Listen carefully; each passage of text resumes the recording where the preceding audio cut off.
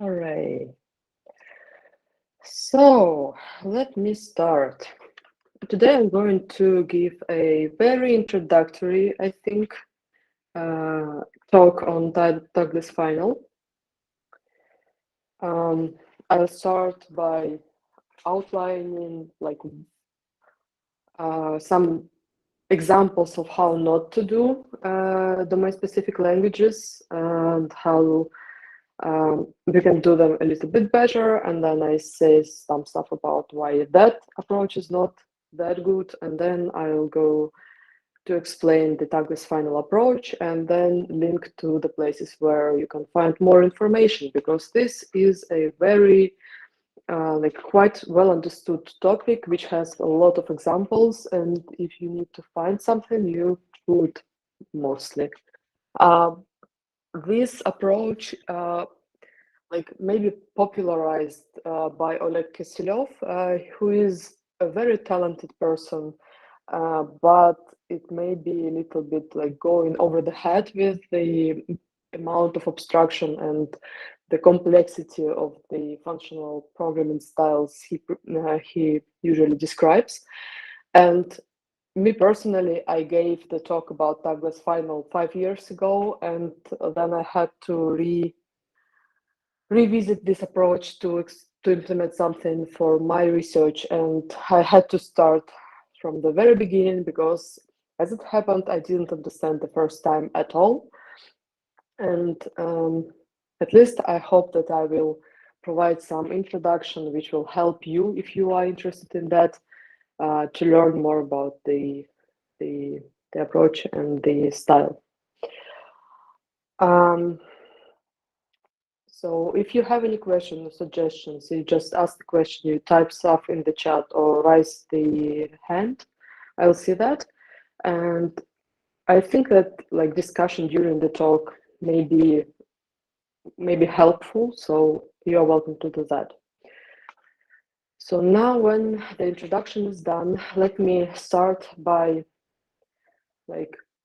outlining this like the domain where we are working.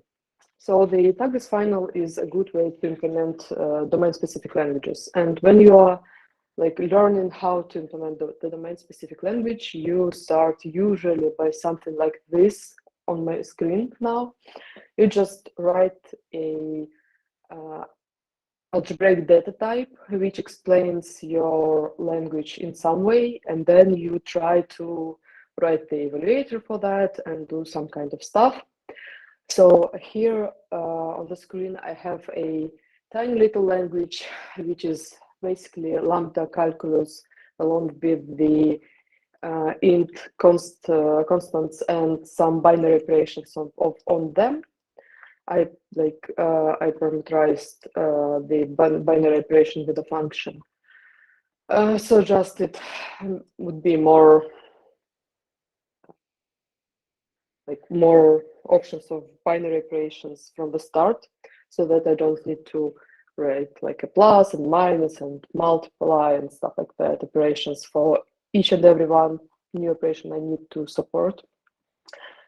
So instead, besides the integer constants and the binary operations, I also have variables, lambda terms, and applications. And this is like the simplest way to describe this kind of DSL in Haskell, which I can think of. And this was probably one of the first options I did like use as I was starting to learn something about programming languages myself. So once I have this data type outlined, I would proceed to write an evaluator for that. And here I implement the evaluator as a function from the term of my language to stateful computation, which would use a state for mapping the variables into integers, where integers are the values of the variables which we pass through the application to the lambda terms. And like hopefully this evaluator won't be too hard. I think like this is like the thing which you usually think when you are hopeful and starting to learn programming languages. So like, what would I do if I have an integer constant? Well, of course, I would just return my integer constant as it is, and I will not modify state to do anything about that. Sorry, someone decided to call my phone. So then, if like I have a binary operation, what should I do to compute the value of the binary operation? Of course, I just compute the value of two operands, and then I apply the function to them and return that as a result. For a variable, it's easy as it is. You just get a value of this variable out of state, and you just hope that there will be a value, because sometimes there is no. But for now, I'll just throw an error if something goes wrong. And then we get to the first interesting case. So when we have the application, like the application is sensible when we have in this particular evaluator, only sensible when we have the first operand of the application as a lambda term, and if it's not a lambda term, then it doesn't make any sense. So then if I have this kind of structure, I can evaluate the arc, I can throw the value for that variable into the state, and then I can just evaluate the body of the lambda term. But what happens if it's not the application of the lambda term to the argument? Then I can just throw an arrow, and I cannot really do anything about that. This is like the first issue which I see, right? Because at this point, like, it may seem like it's good enough, right? Because like I cannot just evaluate the lambda term without anything, because it will not evaluate to int, because it has this, the lambda term's value is just not the integer constant, right? And the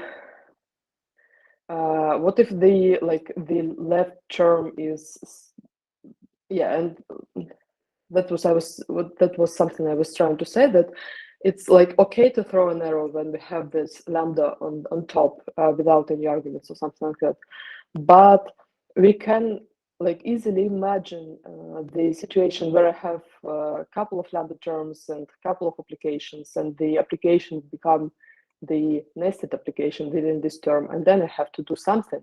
And like there is no good way to write this in this embedding into like a typed language. The only thing I can come up with is a tagged evaluation, where I basically say that there is a special data type called tag, which says that either my evaluator can evaluate the integer result, or it can evaluate to lambda term, which will be tag function. And if I have this and I replace this int, I can of course like drag it through all of this stuff, and then I can make sure that this term is indeed the lamp tag. And if it's not lamp tag, then I'll throw the arrow.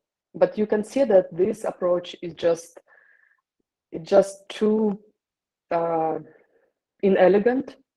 It's just too impractical, and it's just cumbersome. And it does throw away everything we know, like everything we have in our typed functional programming language, which should really do this stuff for us if we do the implementation right. So even though like I could write a DSL implementation like that, that would be no fun.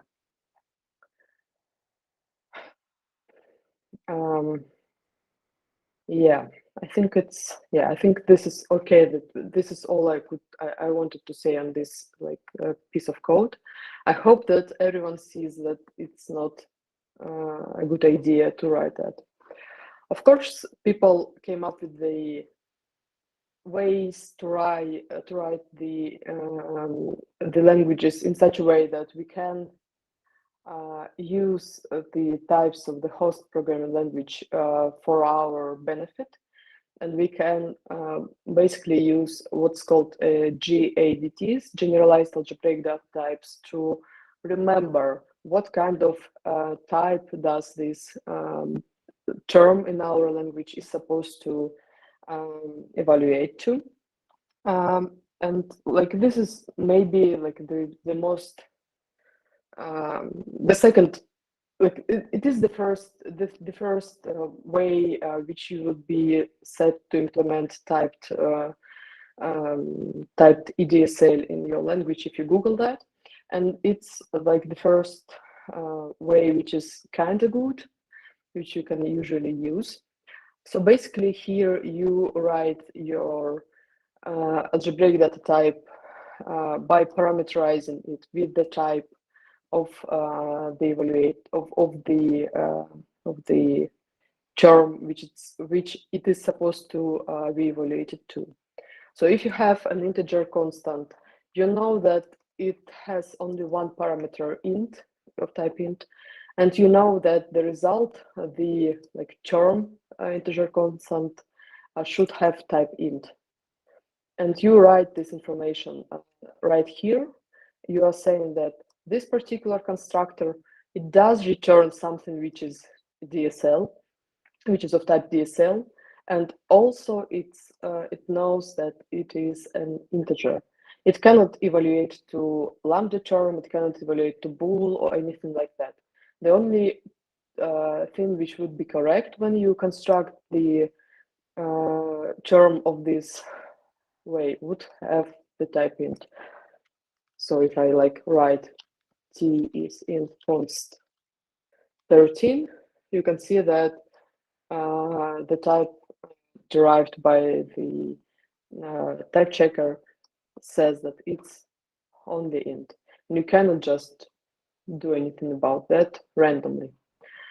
But this particular thing with the integer constant, it's like, well, of course it is not integer. It's like, all right, does it help me with anything? It does. It does when you add the other stuff into play. So, for example, for the binary operator which we have, we say that it only works if the first and the second operand evaluates to int. Otherwise, we just have no idea how to implement a function of this type, and it would be absolutely stupid to try to apply it to the values, to the terms which are not of this value. So, for example, if I try to, well, let's not skip ahead. So, right. Here's something which will enforce that every time I try to construct the term, it would be with operands which we can apply our binary function to, and thus write an evaluator for that. And more where this particular approach comes to shine is where we have the more complex functions and more complex situations, like in the terms, in our terms. So, for example, here we jumping from this representation to this one. We not only decided to use JDTs, we also decided to switch from the syntactic first order syntaxes for our language, where we represent variables as strings and then we pass them through some state and we do all this manipulation by hands. We also decided to employ Haskell on our side and use what's called higher order abstract syntax, where we use functions of Haskell to represent manipulating with the variables as well as everything else. So here the lambda term will be something like lam applied to a function, where this is like a valid Haskell lambda function, where we use that x somewhere in the body of the lambda. So I'll write like binary operation, add all to the var x and var x, and it should hopefully compile and it should work like that. Let's just try it. Why not? My binary operator also is parameterized by the string, which can help me to type it to the terminal. So I'll call it T1. And what doesn't not like?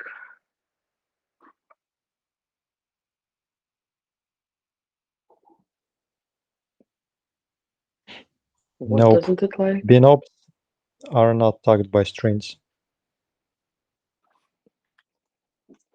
It is.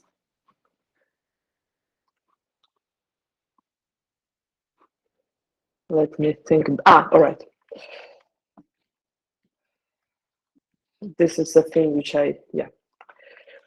like, let's not, right. Here, you can see that the lambda term, it's already typed as something which,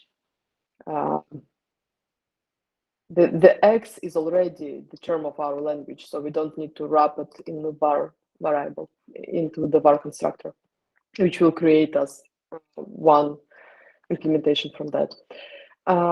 So this one will be typed, and you can see that it will have the type which says that the evaluator should eval that into a function from int to int, right? So it's basically the, like, whatever we can construct which is well typed in Haskell should have the types which are appropriate for that. And if you want to, we can also like apply it, because we can see that the application, it has, and here the type of the application guarantees us that whatever is passed as its first operand, it should be something which we can apply to the first argument, right? Because this is always a function from T1 to T2, and when we arrive to the argument, we can plug it in here. We guarantee that it will work and it will apply, and everything else will just not be typed. So I will not be able to write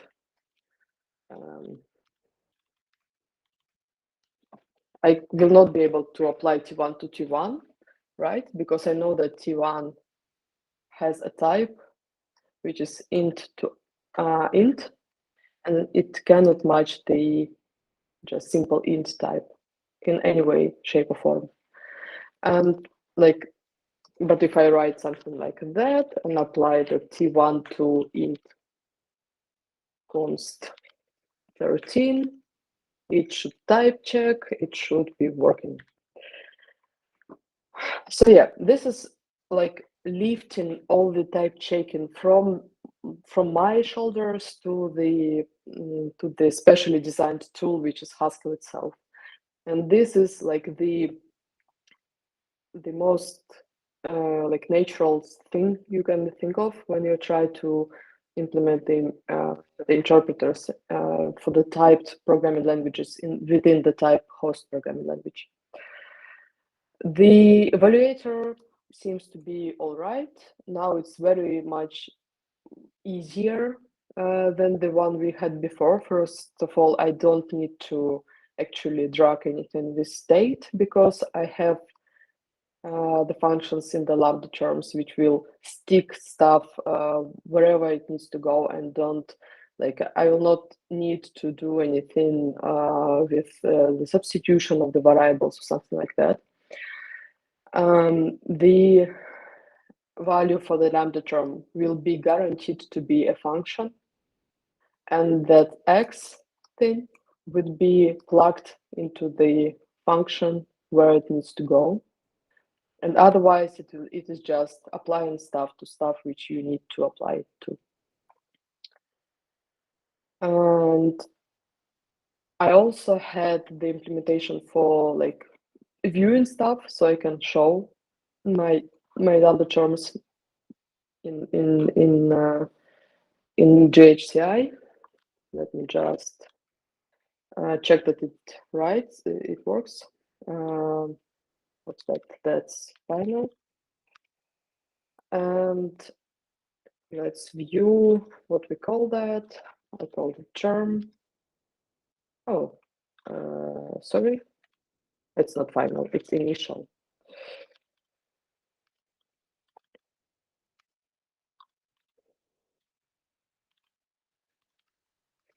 So if I like see at my term, as I look at my term, it will say me that it is indeed a application of a lambda term which basically doubles a variable twice and then applies it to a integer constant 42. It shows me like that. I also wrote some code that it names every variable which gets into like in the abstraction, and it will not like shadow anything or something like that. If you have a more complicated term, and it just views and it works. And let's check that the evaluator works. Eval for term. Yeah, it computes the 84 which we were supposed to see. So yeah, and everything like that, it's really natural, and it's something you would probably stick to if you are trying to work with the embedding of some domain-specific language into Haskell or something like that.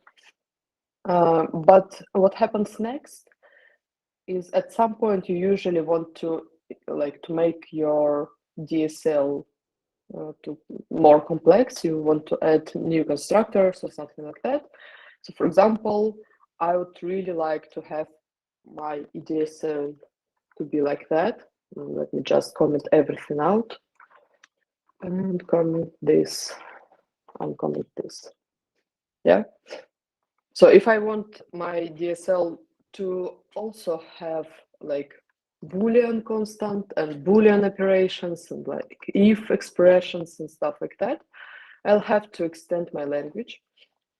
And the only problem is that I'll have to go deep inside of my implementation for my language.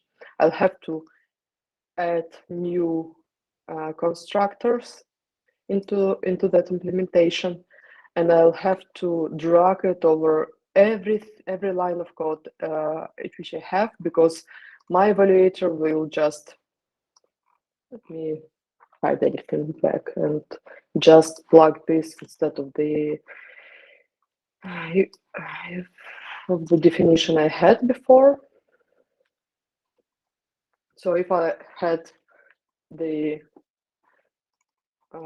first eval, it will show me that, well, your pattern matches are not non-exhaustive, and I'll have to add new cases here, and I'll have to add new cases here.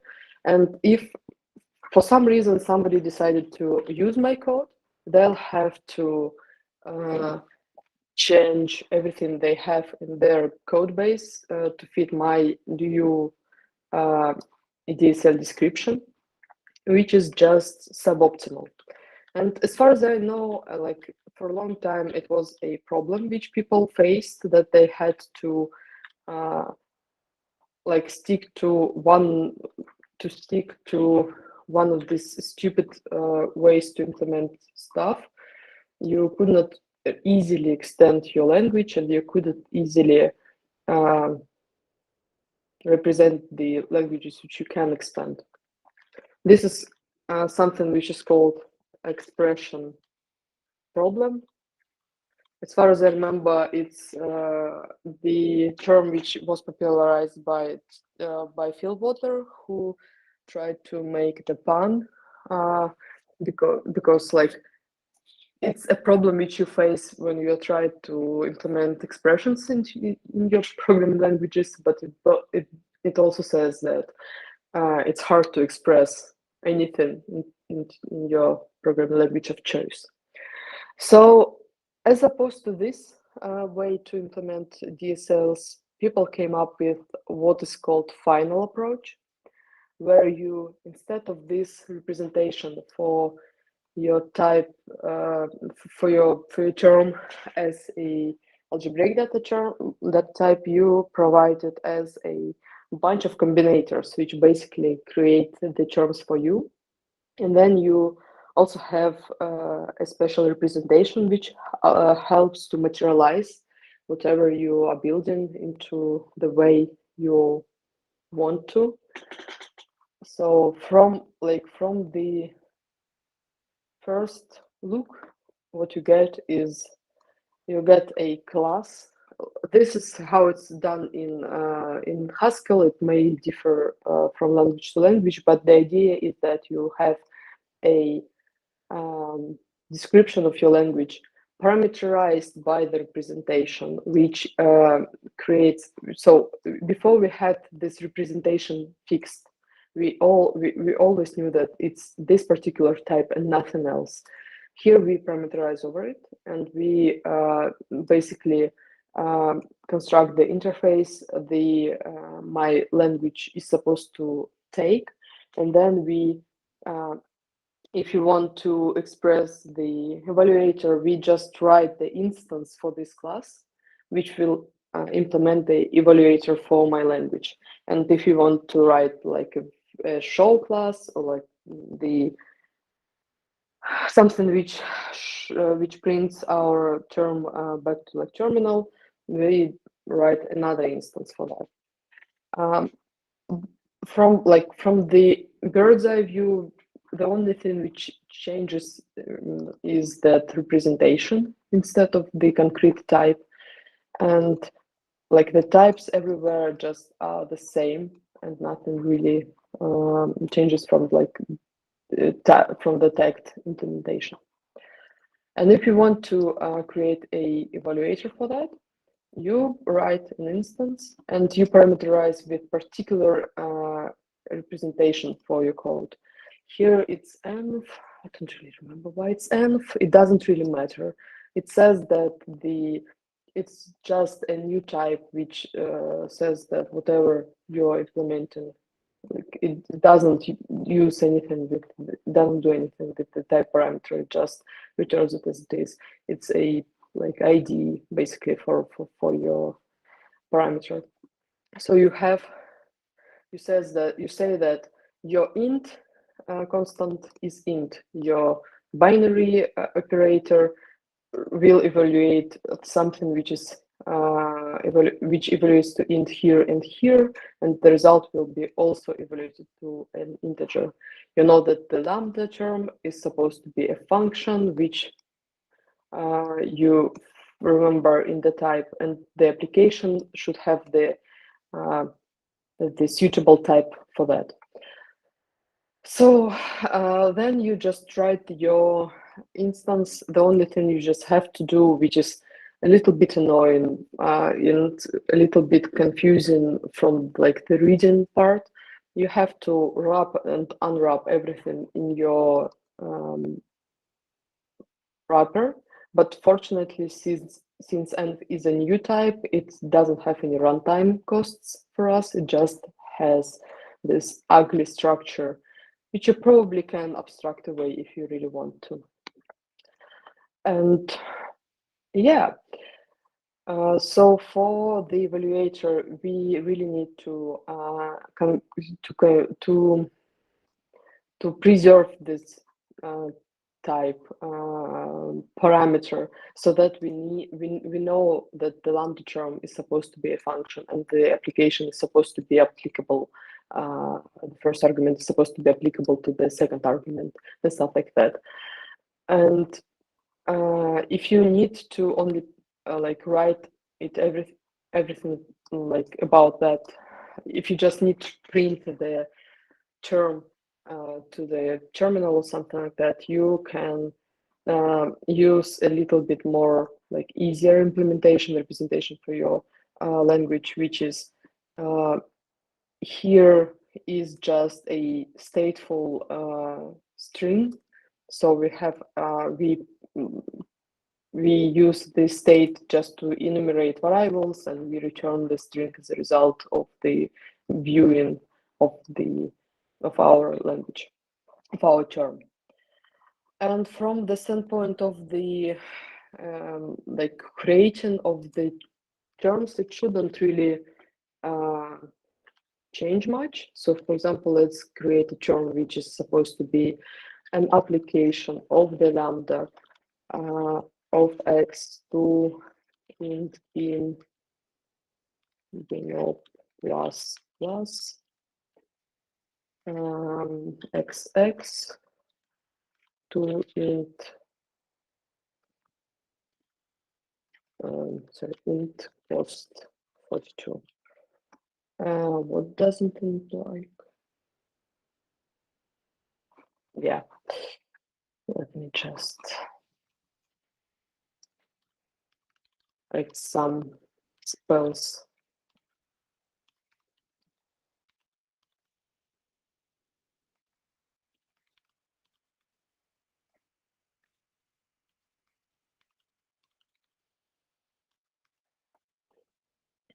Yeah. So basically, the implementation, like the now I can create the term using this particular set of combinators easily, and it should be viewable and evaluate and be able to evaluate as it was just before we started all this final discussion. So let me just check.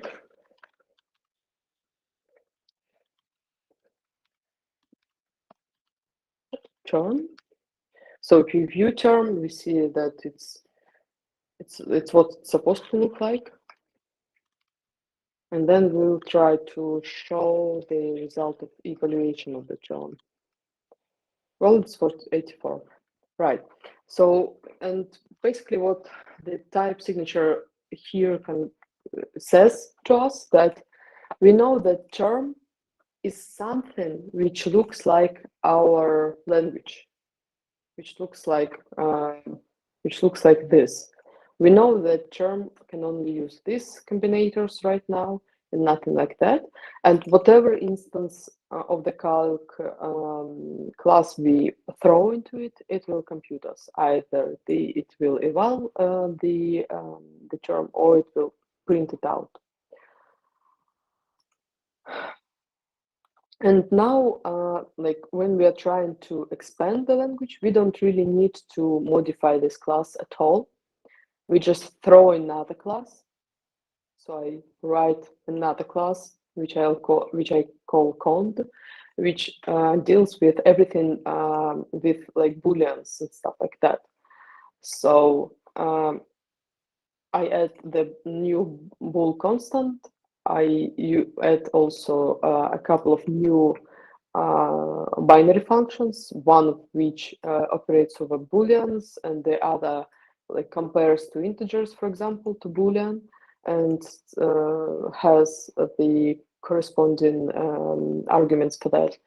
And if I need like if expression or something like that, I can guarantee that the condition will be something which can be evaluated to bool, and the bodies of the then and else branches have the same type, and whatever type they have is what we return. And then I expand the evaluator and I expand the printer by just adding new instances for that condition. And after I've done that, I can create new terms of my language, which are typed, which use both of them, which have both integer and boolean binary operators, which have lambda terms and fixes and stuff like that. And we know that the result of the function will be what we expect it to be. And then we, of course, can apply it and calculate that everything works. Let's just check it. This is something which creates a power. It just makes x into n power by just recursively defining that. And if I try to view the term, sorry, what?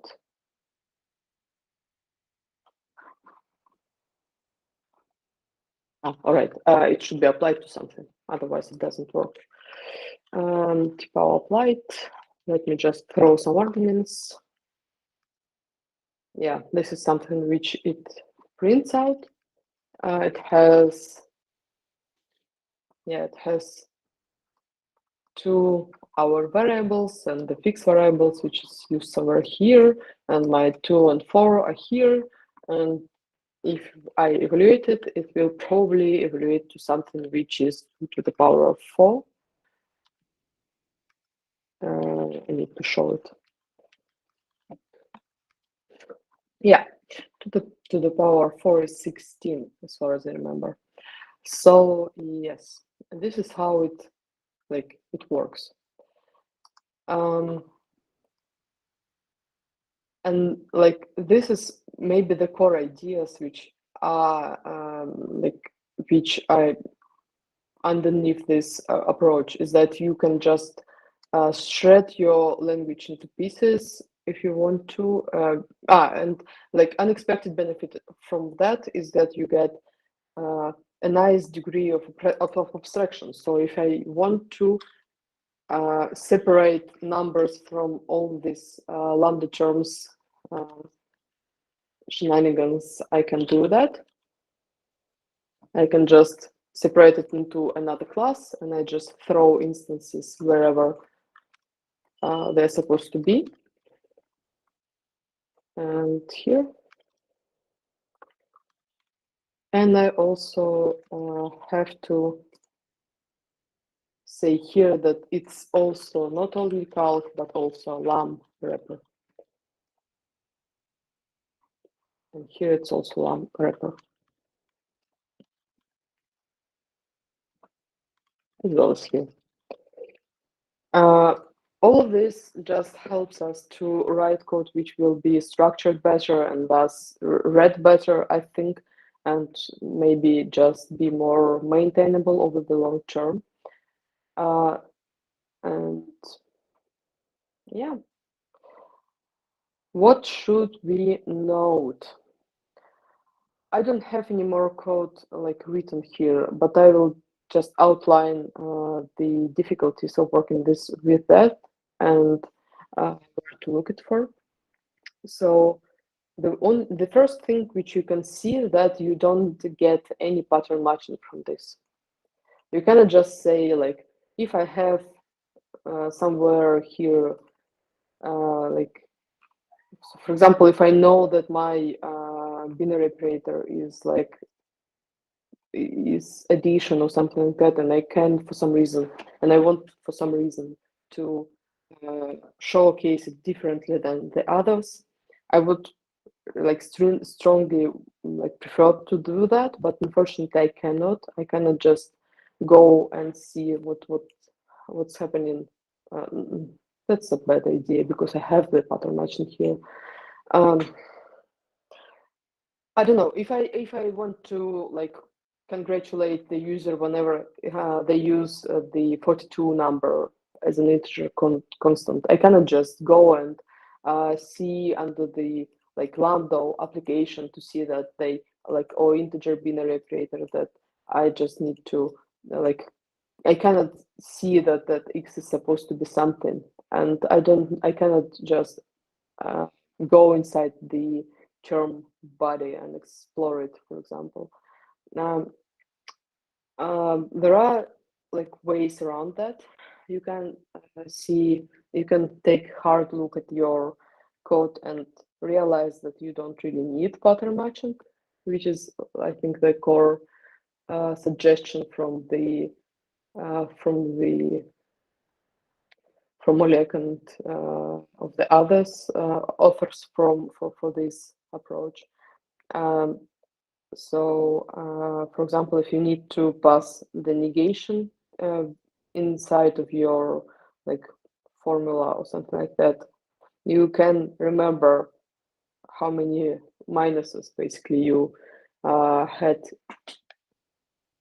experience before the term, and then just use that context to create the final value for your term from that. The pattern matching is really it seems like a big deal, but usually you can find that context approach that will work better. The other thing is that by using this application, you can get like staged compilers quite easily by implementing a different evaluator for your language, which generates some code on the right hand side instead of just doing something like that, which is supposed to be helpful, since you can manipulate functions and use all advanced Haskell techniques which you have in your language of choice, which makes it Haskell. I'm sorry for that. Yeah, and I think that the only like more or less principal thing is that you cannot easily get rid of you cannot easily use different evaluators in the same computation, because it just will not type check usually, because the representation will fix, and then you cannot just first like view and then eval term in the same computation. Let me just try it to showcase that. But there are ways around that too. So if I have like main function with some implementation, let me just string view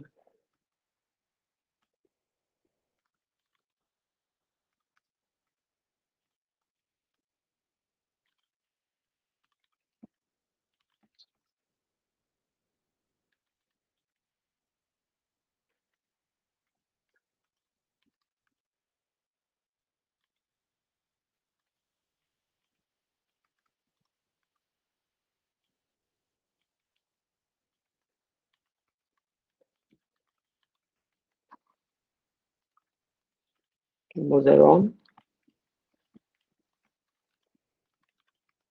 Oh, I was wrong. This is okay. I don't remember the context. I think that there was a context under which you could not first use one representation and then the second representation. Something broke along the way, but you can write a like implementation which doubles your term basically and provides it with a different like types for the presentation, and it will possibly work. But since this application works, it's not that bad, I think. What else? Yeah, the other thing I just had to like the point you uh, to this, I think this particular page, which introduces the Tagless-Final Style with a lot of applications. So for example, here we have a bunch of implementation for different languages, which implements different transformations for your language. For example, you can do the CPS transformation over your language easily, or like implement staging or implement other transformers in partial evaluators and compilers easily in this technique. And the other thing was that, like, I posted with the announcement GitHub, where there were a lot of code written in this style with a lot of experience, which you should also like consider uh, and explore if you need more like insights and more examples for that style. Yeah, I think I have nothing more to say, so I would welcome any questions if I have any. If anyone is interested and not lost the point, like plot. Yeah, Alexander. Yeah, thanks for the presentation. That was a nice introduction indeed. So I have a question regarding this problem that we cannot easily go on the lambdas and manipulate our terms written in this final tagless form. Though I have an impression, and my question is whether this impression right or wrong, is that in this particular implementation of a language, you kind of conflate these two problems. So one source of these lambdas is, the final tagless encoding itself, but another one independent is that you use high-order abstract syntax. And my guess is that we can kind of go without high-order abstract syntax and use locally nameless approach or even nominal approach to binders. And then we will have kind of lower number of these opaque lambdas and can manipulate terms more. Is that right? Have you seen such an approach? Well, if you check, for example, the examples which Oleg cites on his on this site, you can see that a lot of his implementations have to deal with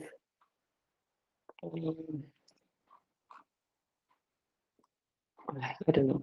I will not try to like search through all of the sites, but yeah, right. So for example, here they use representation which uses like the brown numbers for the variables and stuff like that, and they don't really like, I think, to use higher order syntax that often. But I personally like suffered through so much of manipulating with variables, which I try to abstain from now on. And yeah, but I'm surely like I'm sure that you can throw away of all the high order abstract syntax and use stuff without that as easily as you would otherwise. I think I tried to do that, but I didn't really finish because I don't really like messing with like substitutions and stuff like that. Right, thanks. I have another question. Sure. This time kind of more tricky one, and I know it's a hard question, and the question is whether you know kind of happen to find an answer to that or not. And the problem is like that. Okay, suppose we want to combine these evaluators, like we're writing our view function that's supposed to print out the terms, but for some reason we want to abbreviate some, I don't know, along the line evaluate and simplify conditions like propagate constants, and simplify if true expression to the just true branch while we're printing it, right? So kind of more sane example would be like a compiler that needs this evaluation function to propagate constants or fold constants and kind of simplify terms along the way while we're compiling or staging or something. So the tricky question is, we can easily call kind of particular this eval function inside our compiler or something, but that wouldn't be extensible in the terms that this particular eval function written against a subset of our language that already kind of fixed. Users can extend the language, they can extend the eval function, but the one that we are already calling won't pick up this extended language and extended function. So we kind of locked into the subset that was present at the moment we call one evaluator from another. So the question is, how can we parameterize our evaluator, like this view function, by extendable evaluator, like evaluation function? I cannot answer your question like 100% surely because I haven't tried that, but I think that we can use both representations as representation for our language in their like class definition, and then we just do not fix the representation which is demanded by the eval, basically. As far as I think that this should work, but you should just try it if you want to check. Well, if you can open the code, I can point to the problem, I guess. Let's try. More concretely, yeah. Just Yeah, let's curious. look at some evaluation function. Okay, so Mm. instance, yeah. Okay, these ones are independent of that stuff. Yeah. Well, I don't immediately see how we can parameterize this representation. Yeah, and get I don't know. I parameterized would just eval. try to stack another representation here and Yeah, but use for that them where appropriate. we have kind of planned for that in advance, or again retroactively modify the code, which You we mean try to that? avoid, right? Well, I mean, yeah, Yeah. this Okay, probably question, not with this approach. Yeah. like sounds a little bit like if I were to write the initial implementation and then I wanted to extend my code, what should I do? Well, you should have just used the final implementation first, and then you will not have any problems extending your code. I think Yeah.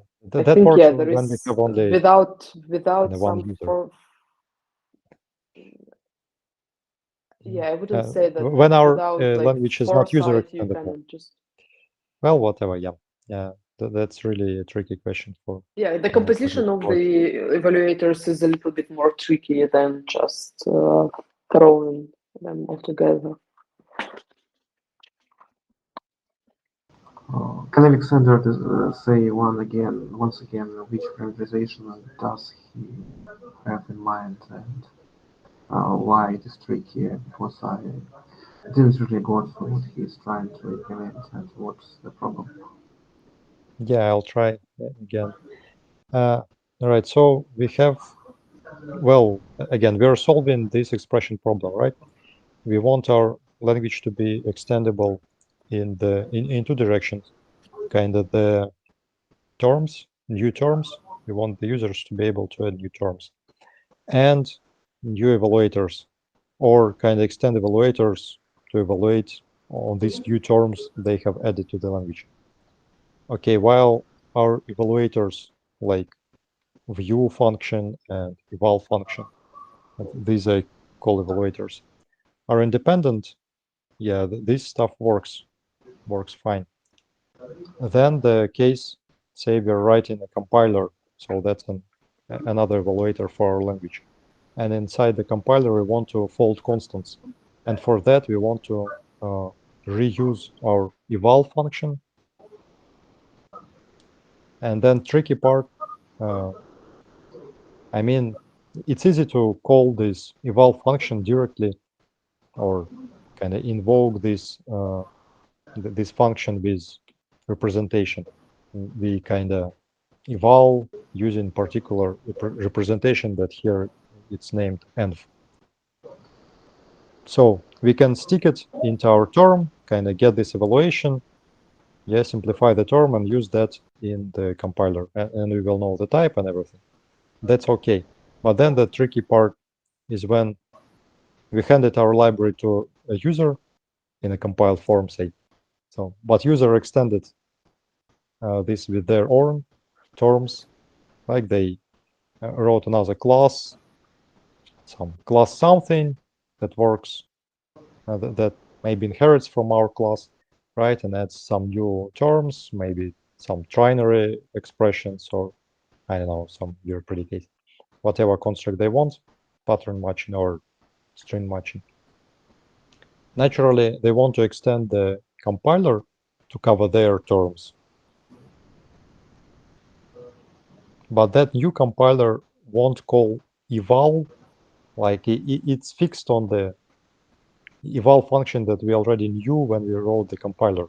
It won't kind of pick up the new terms, even if the user extended eval function themselves for their terms. That's okay. But our compiler function, won't pick up these new clauses for this function, this evaluator. Did that make any sense? Well, I think I kind of understand that, but yeah, it's really hard to hand wave.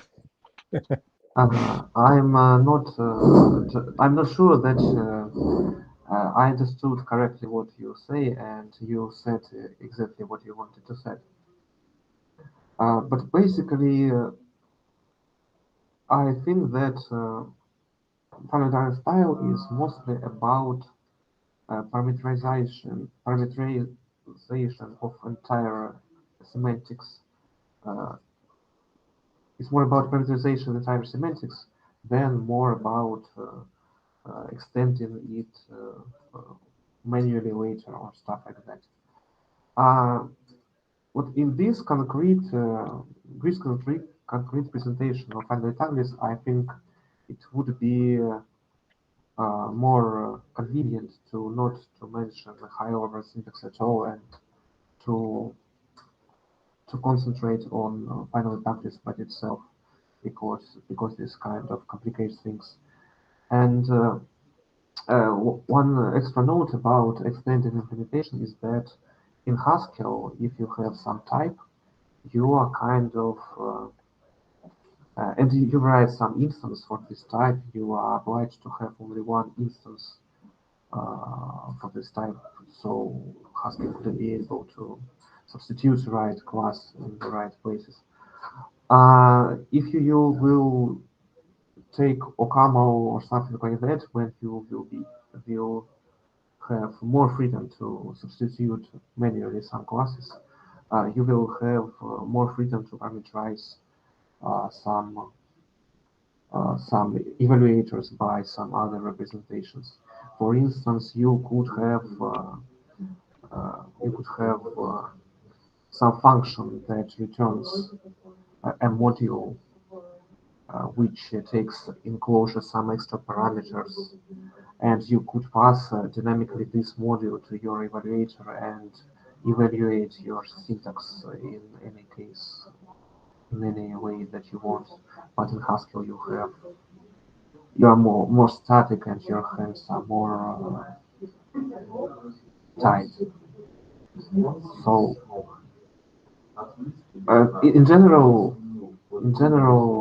I think it's in this concrete Haskell style, it will be easy to extend some syntaxes by parts that do not interact with previous ones.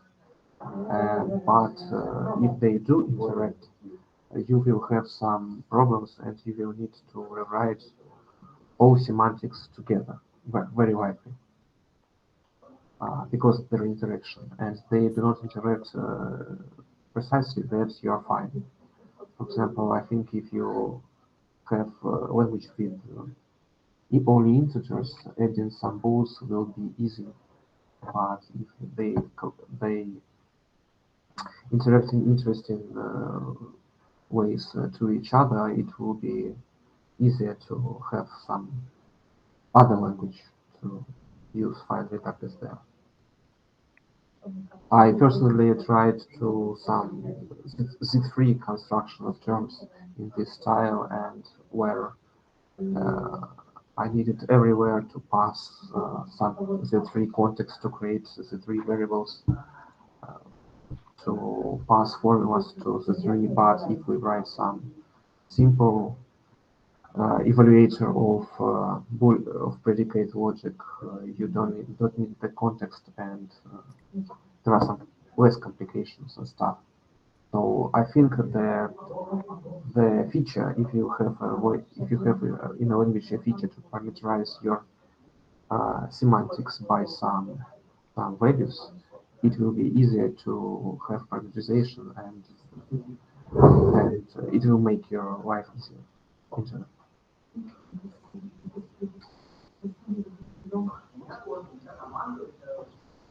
Yeah, thanks. Yeah, that point about dynamic modules in OCaml is pretty interesting. Yeah, maybe there is indeed something to solve this problem.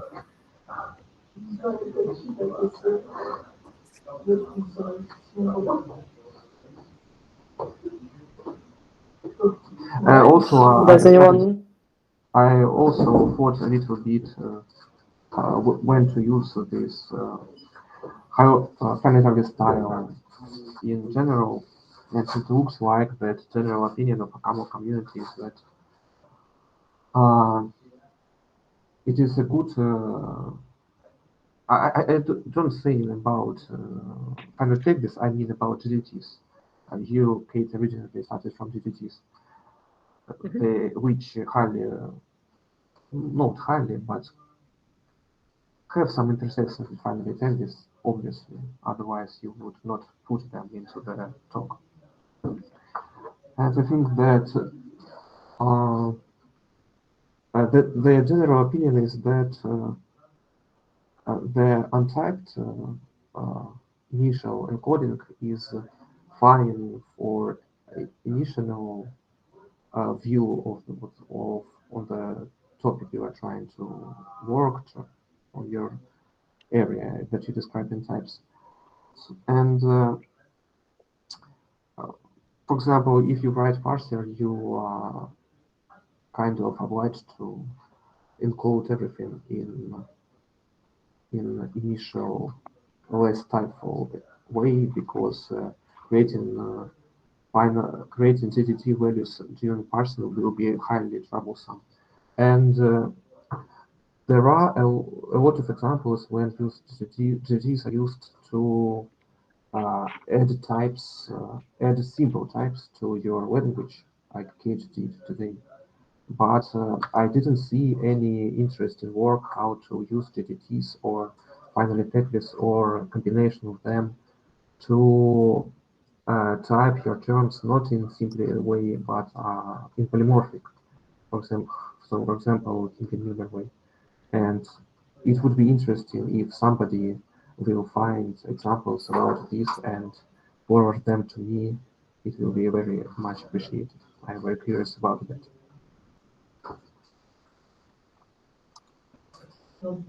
I'm kind of out of mind, out of focus. Thanks, Kate. It was, I understood a lot. I mean, I think you've already known everything.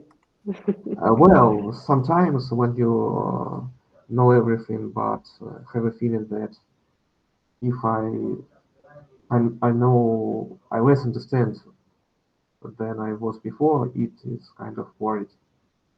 At least I think my understanding is right, and it doesn't contradict your understanding. That's very, very reassuring because I was not really sure that I like get the depth of understanding I really need right now.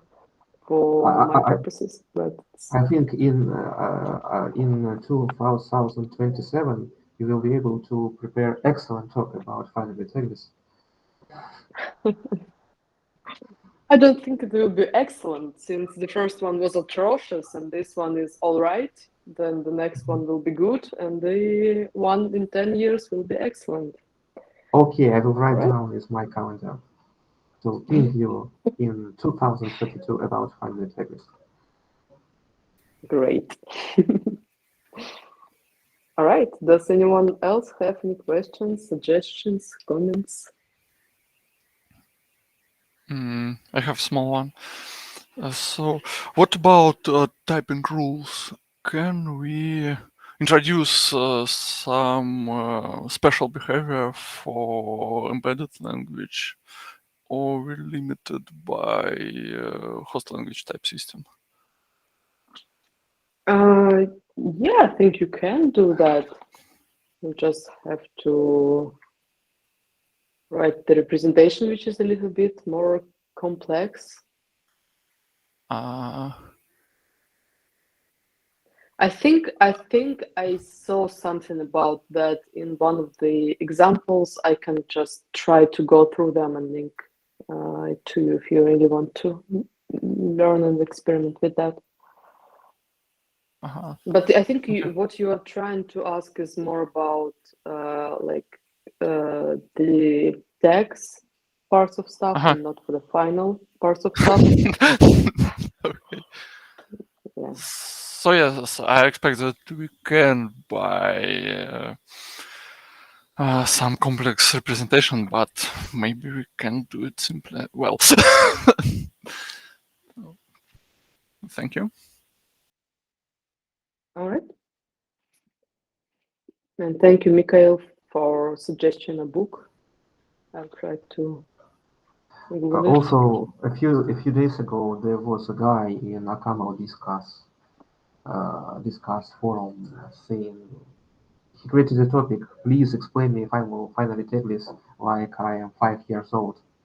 And it was I didn't really follow this thread at all, but the end of the thread poses the question why this approach is called final, and I don't know how easily to explain it and what is the right explanation. Maybe you could help me with understanding.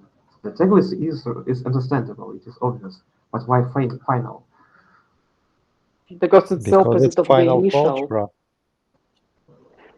Sorry? Because it's final algebra, obviously. Yeah, but it's nothing for like the 5 years old. But yeah, I think you just need to understand that the initial is from the algebra, the initial algebra, which explains the type for the term, basically, in the initial representation.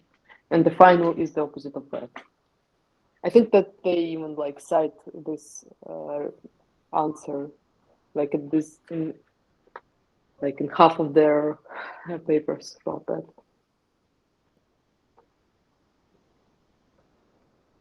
Okay, I will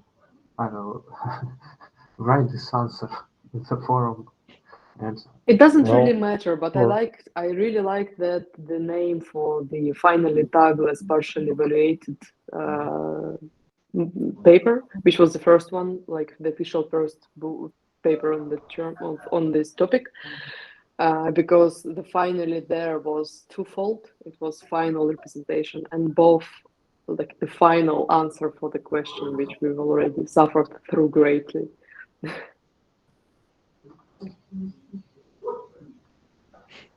Yeah, but the 5-year-old part, I'd say that we just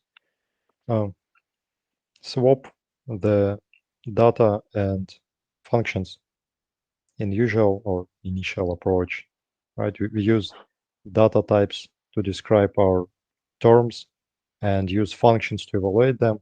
In final tagless approach, we swap that and use functions to describe our terms and data types to evaluate them.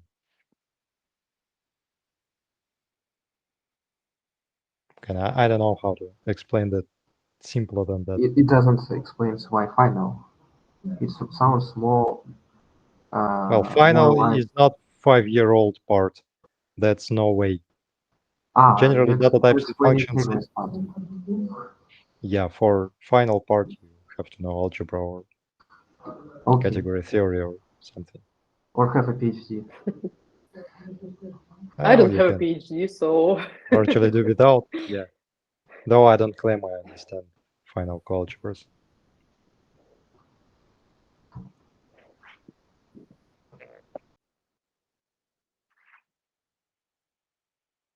all right. No more questions? All right. Thank you all for your attention. Thank you, Kate. Thank you. Thanks. Bye. Thank you. Goodbye. Yeah.